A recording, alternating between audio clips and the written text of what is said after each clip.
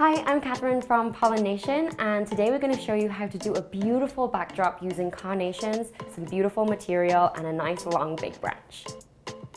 This is a stunning DIY for a backyard wedding or a special event.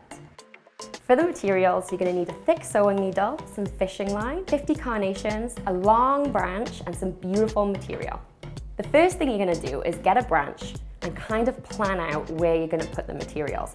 It doesn't have to be perfect, you can definitely change it later, but you kind of want to get a plan in your head of where you're going to place the carnations and where you're going to put the material later on. A pro tip here is that you're going to use roses, spray roses or carnations. They are super long lasting and will be great out of water for your curtain. Get your clippers and cut the tops of the carnations off right at the head of the stem.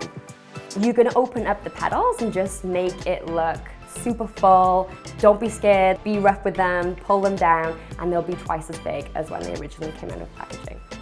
Cut the fishing line to the length you want and place the tape at the end of the fishing line. This will hold all of the carnations and stop them from falling down at the bottom. You're gonna get the needle and you're gonna thread it through the top of the fishing line and through the carnation. Once you have all of the carnations on your fishing line, place them where you would like them to go.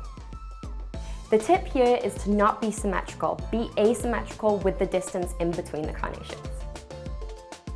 Take a small piece of tape and put it right at the bottom of each carnation. This will stop the carnations from falling down to the bottom of the line. The last step is to hang the string onto the long big branch and repeat the steps over and over until you have enough lines of carnation. This is a stunning DIY for a backyard wedding or a special event. Simply hang it in your home as a beautiful art piece for the spring season.